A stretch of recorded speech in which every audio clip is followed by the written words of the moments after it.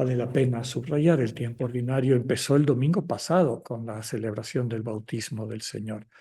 Y es por eso que ya desde el lunes nuestro color litúrgico usual es el verde, como el que tenemos también este domingo. Como ya nos comentaba en la bienvenida, eh, vamos a tener como centro una manifestación más del Señor, la primera del famoso libro de los signos del Evangelio de Juan, que son las bodas de Caná. Y tomado, parafraseando, recuperando el sentido de lo que ese Evangelio nos quiere transmitir, les pongo como lema de nuestra celebración esta frase: haremos lo que tú digas, Señor. La primera lectura que nos propone este domingo está tomada del libro del profeta Isaías, en particular del tercer Isaías. Ya sabemos que, aunque es un solo nombre, son tres autores de distintas épocas. Este en particular, siglo VI antes de Cristo, cuando ya volvieron algunos de los israelitas a Jerusalén a refundar la ciudad. Pero entonces empieza a circular una cierta desilusión porque lo que esperaban que se iba a dar rápido, pues se está tardando. La ciudad sigue en ruinas, no hay recursos para reconstruir el templo, etcétera. El profeta tiene una visión de la Jerusalén venidera, una ciudad renovada con la presencia del enviado de Dios, es decir, el Mesías, el consagrado, que ya hemos hablado sobre esto, lo que significa en otros momentos. Aquel que vendrá a guiar al pueblo para alcanzar el proyecto de Dios, es decir, construir un lugar de encuentro renovado de lo que es símbolo Jerusalén. Invita al pueblo a salir de su pesimismo, sueña con la llegada de la aurora de justicia, como la llama. Jerusalén ya no será más llamada la abandonada, la devastada, sino la preferida, la desposada. La tierra tendrá un esposo. Dios toma la iniciativa de desposarse, es decir, de vincularse desde este suave vínculo del amor con su criatura, a quien construyó. Tomado del profeta, como el esposo se alegra con la esposa, así se alegrará Dios contigo. El salmo que nos propone este domingo la liturgia es el 95. Es un himno de alegría en la victoria, de alabanza a la providencia divina, a su amor que transforma todas las cosas. Invita al ser humano a responder con un canto nuevo, un canto que refleje esta nueva vida recibida de Dios a través de su amor. Podemos decir que es un salmo universalista. A diferencia de otros textos del Antiguo Testamento, hace hincapié en que la alianza de Dios, el amor de Dios, es con toda la humanidad, no solamente con el pueblo de Israel. Dios ha creado y ama a todos sus hijos e hijas y les regala un mundo nuevo, superior, transformado, madurado con respecto a la primera creación. Y tomado del Salmo, cantemos al Señor un canto nuevo. Nuestra segunda lectura está tomada de la primera carta de Pablo a los Corintios en su capítulo 12.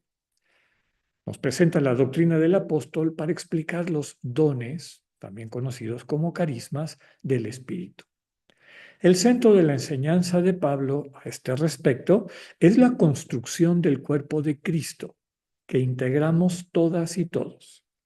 Este cuerpo se construye y se consolida a través del amor de Agape. Es decir, la entrega de lo mejor de cada persona desde el deseo que se convierta en vida, en bendición para las personas amadas. Los dones son encomiendas que Dios nos da, vehículos concretos para encarnar el amor, para convertirnos en bendición para las y los demás, para todo el cuerpo vivo de Cristo, que es toda la humanidad. No debemos ver los dones como fines, que a veces es la trampa, sino como medios, para que a través de ellos se concrete nuestro cariño.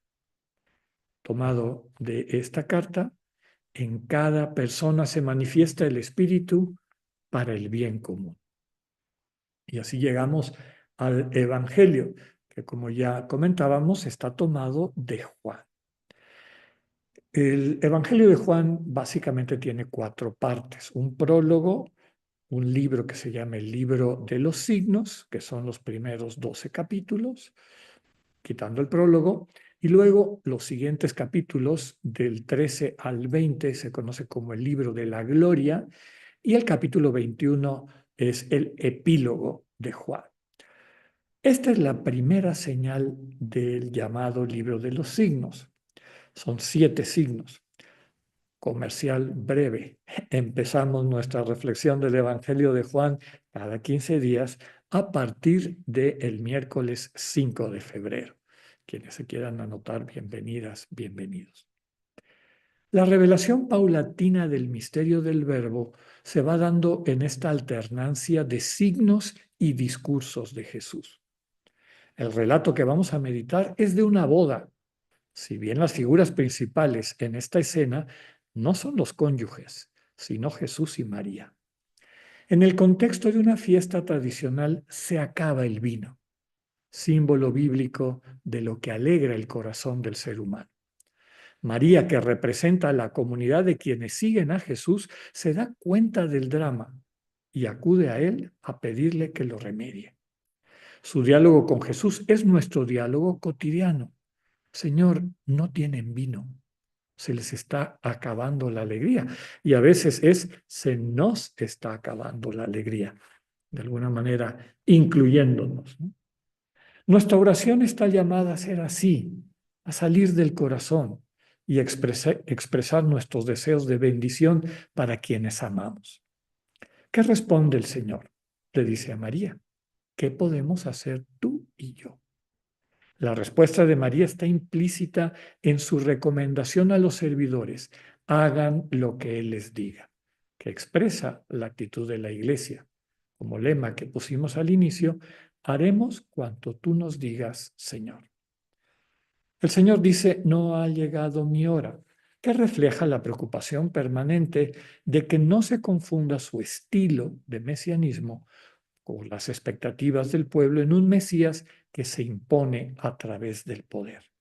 Jesús sabe que este es un camino largo de formación, no solamente hace 2000 años, sino también en el caminar de tu vida y mi vida. Dios es delicado, da pasos seguros al ritmo apropiado.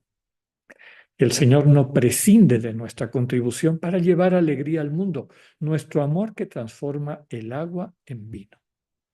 Por eso llenamos las tinajas con los dones que Él nos ha dado, para que los bendiga y los convierta en alegría para las personas a quienes servimos. Tomado del Evangelio, Jesús hizo esta primera señal, manifestó su gloria y creyeron en Él los discípulos.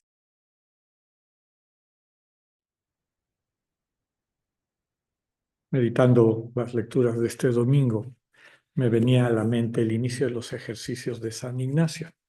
El inicio ya digamos, de la materia, como se le suele llamar, es decir, lo que nos invita San Ignacio a través de esta pedagogía espiritual a acoger en el corazón, saborear, para abrirnos a lo que él llama un conocimiento interno del Señor Jesús. Y esta primera materia que sugiere Ignacio, lo primer texto para leer y meditar, se conoce como principio y fundamento. ¿Qué quiere decir con ese título? Que sobre eso está construido todo lo que demás va a hablar. Es como un prólogo, un resumen. Ahora, en el mundo científico hablamos de los abstracts. Cada vez que alguien escribe un artículo científico de divulgación, pues siempre se le pide: oye, mándame el resumen para que lo ponga al principio y la gente sepa de qué va y a lo mejor se interesa y se mete a leerlo. Pues este es el abstract, este es el resumen, el principio y fundamento de lo que Ignacio va a proponer después, que les resumía en esto que les comentaba del conocimiento interno del Señor Jesús. Conocimiento interno que va a la par de un crecimiento en la comunión con el Dios vivo, con esta fuente de amor de la que venimos, de donde surgimos.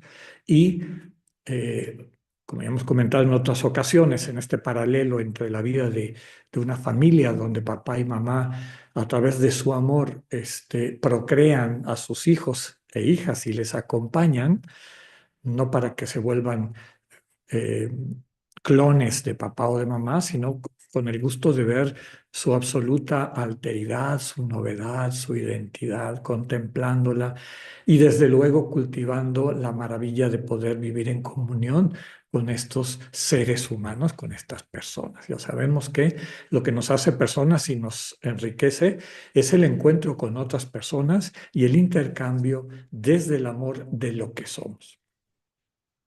Así nos creó Dios, así nos regaló la vida y así empieza el principio y fundamento de San Ignacio. Dice, el ser humano es creado para alabar, hacer reverencia y servir a Dios nuestro Señor. En resumen, si lo tuviésemos que decir en nuestro lenguaje de hoy en día, el ser humano fue creado, fue llamado a la existencia para aprender a vivir en un abrazo de amor eterno y profundo con el Dios que lo creó por amor, con el Dios que lo ama. También hemos dicho, aprender a vivir en el estado de enamoramiento, que implica no solamente la espera de que ese amor se concrete, sino ya la vivencia de me siento amado, he percibido cómo esta persona que me lo ha demostrado me aprecia, me ama, está comprometida conmigo, espera igual que yo nuestro encuentro. Bueno, todo lo que implica ese proceso de enamoramiento. Entonces, eso es lo primero que dice Ignacio en el principio y fundamento. Luego, lo que resta de ese resumen que pone al inicio de su libro, nos dice, ¿y cómo vamos a llegar ahí? ¿Cómo vamos a aprender a amar? Dice Ignacio que Dios ha creado, ha puesto en nuestras manos, sostiene todo lo que rodea, empezando por tu vida, mi vida, sostiene tus características, ¿no? Tu carácter y temperamento, el entorno en el que te vas desarrollando y estos talentos y dones. Cada uno de nosotros tenemos talentos y dones, unos naturales, otros sobrenaturales. Los talentos a veces los heredamos, ¿no? En una familia de deportistas, pues es natural que uno de los hijos o todos sean deportistas y lo mismo podemos decir de científicos, de músicos, de artistas, etcétera, ¿no? Eso se puede entender, son elementos que son parte, digamos, de quién eres. A mí me gusta decir, son estos elementos que la providencia de Dios ha puesto bajo tu cuidado para que puedas encarnar lo fundamental de tu vida, que es aprender a vivir enamorado, enamorado. Entonces, tenemos talentos, tenemos dones. Pablo, en su primera carta, capítulo 12, que acabamos de escuchar, lo subraya, ¿no? Dice, dese cuenta que el Espíritu ha repartido distintos elementos al cuidado de cada una de ustedes, de cada uno de ustedes, pero que cuando los mueven en el dinamismo correcto, es decir, gastándoselo a través de actos de amor, ¿no? Porque no es lo mismo simple y sencillamente actuar, digamos, atender una necesidad de nuestros semejantes, como Pablo lo dice también con mucha claridad en el siguiente capítulo 13 de su primera carta a los Corintios, cuando dice que todo lo que se hace sin amor, aunque parezca admirable, maravilloso, en el fondo no da vida. Entonces la clave es que todo sea con amor, todo sea movido por ese amor. No es que esto nos lleva al amor, es que el amor es lo que sostiene que nuestros pensamientos, palabras y acciones realmente transformen y den vida, bendigan a nuestros hermanos y hermanas. Y esto nos lleva al Evangelio. Ya veíamos que este es el primer signo de Jesús, el primer signo de los 7 que componen este libro de los signos, capítulo más o menos del versículo 19 del primer capítulo hasta el final del capítulo 12. A través de 7 signos, Jesús se va revelando y la gente lo va conociendo, se va adentrando en este misterio del Dios que es amor. Pues bien, ¿qué significan los símbolos del relato, ¿no? Primero, en los pueblos rurales, desde luego también en nuestra vida, en nuestro entorno, hay momentos de nuestra existencia que celebramos con alegría. Y uno de los más importantes es este del matrimonio, ¿no? Una boda. Es un espacio en el que quienes se han aprendido a amar y quieren invitar la presencia y bendición de Dios a ese amor que se han ido dando mutuamente y madurando mutuamente, pues involucran al resto de la comunidad. Entonces, ese es el contexto, la celebración de la vida, la celebración del amor en la tradición de nuestra propia iglesia, el símbolo fundamental de la relación de Cristo con su iglesia, es decir, de la relación de Cristo contigo y conmigo y con todas y todos, es el matrimonio. Y por eso ir a un matrimonio es una bendición. En ese sacramento, desde luego, quienes están contrayendo matrimonio reciben una bendición particular, pero tú y yo y todos los que participamos también, porque recordamos que así nos ama Cristo. Nos contempla con amor, no con ingenuidad, sino con inocencia, es decir, con el deseo de que eso que Él percibe que nosotros podemos llegar a ser, la plenitud de nuestra vida, el amor encarnado en plena conciencia, y esto que describí al inicio como el abrazo profundo de un amor eterno con el Dios vivo, en el cual también nos abrazamos mutuamente con todas las personas que amamos, ese es el proyecto de Dios. Entonces, ese es el contexto, el símbolo, una celebración del amor de Dios por sus criaturas, por sus hijos, por sus hijas. Segundo símbolo, en esa celebración, y esto nos manda un poquito a la primera lectura del tercer Isaías, Jerusalén, el templo, todo esto es símbolo, símbolo, no realidad, símbolo de ese estado del abrazo de amor eterno con Dios, con las personas que amamos. Entonces, Jerusalén es símbolo de eso. Por eso el profeta les dice a estos que están desanimados porque su ciudad sigue en ruinas, no es por aquí. Dios va a construir un lugar de encuentro de otro tipo, ya no de acuerdo a esta visión antigua o previa, o un poco infantil, inmadura de la religión como una serie de meros rituales y manipulación de cosas sagradas. La verdadera religión es el encuentro de amor entre personas y ahí nos va a conducir Dios. Y ese Mesías que aparece prefigurado en esa profecía de Isaías nos lleva al Evangelio y a esta escena de Jesús. Segundo símbolo, en ese lugar el amor no se vive plenamente porque se acabó el vino. Ya decíamos que es el símbolo de este dinamismo de la alegría, de la celebración, como lo dice la Sagrada Escritura.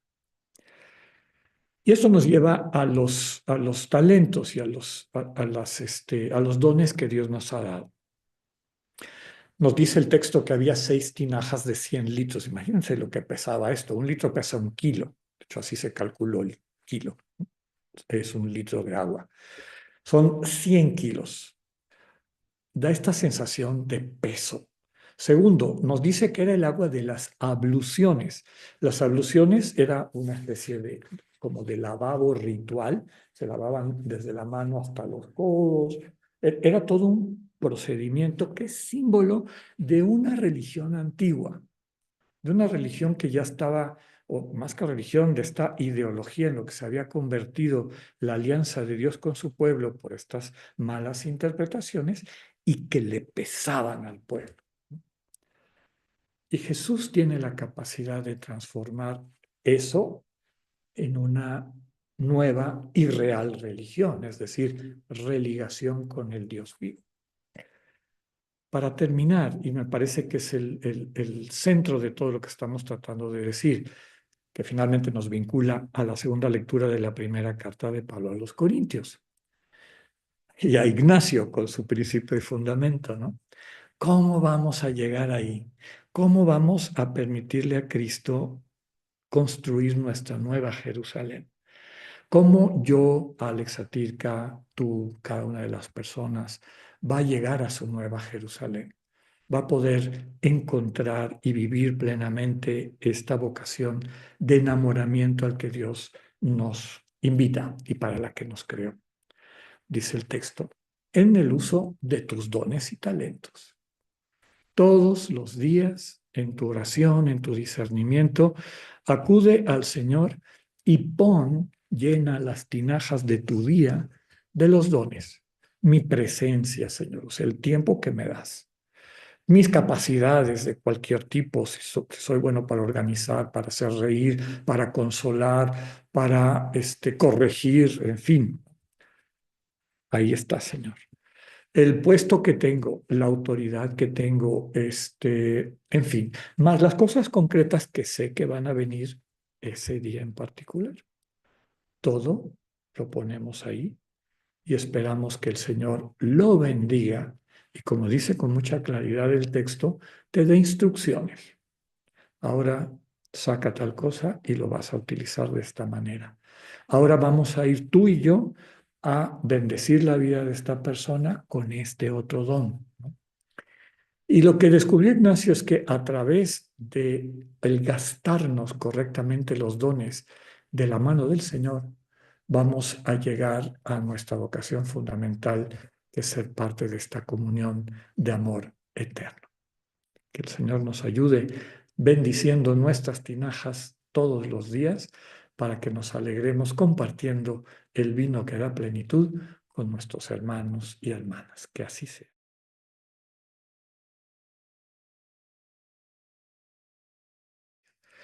Y en ese sentido les invito, como reflexionábamos en la homilía, a que cada día te acerques al Señor, a este lugar de encuentro, llenando las vasijas de tu servicio, las vasijas de tu relación familiar, las vasijas de todo aquello que implica tu presencia en medio del mundo con los dones que Dios te ha dado, recordando que son el primero y que a veces se nos olvida es que estamos vivos, vivas, tenemos tiempo, podemos escuchar, podemos hablar, podemos consolar, podemos hacer muchísimas cosas. Hay tanto que Dios te ha regalado, ponlo en sus manos. A veces, como pasaba en el relato del Evangelio, como que nos pesa la vida, nos pesa las cosas que Dios en ocasiones nos confía, pero aquí la clave es que la pongas en las manos de Cristo y cuando Él convierte esa agua pesada en el vino ligero de la alegría, verás como aquello a lo que te envía la misión que has recibido, la vas a vivir con mucha alegría, con mucha esperanza, con mucho amor. Finalmente te convertirás, nos convertiremos así en bendición y buena noticia. Que tengan una excelente semana. Dios con ustedes.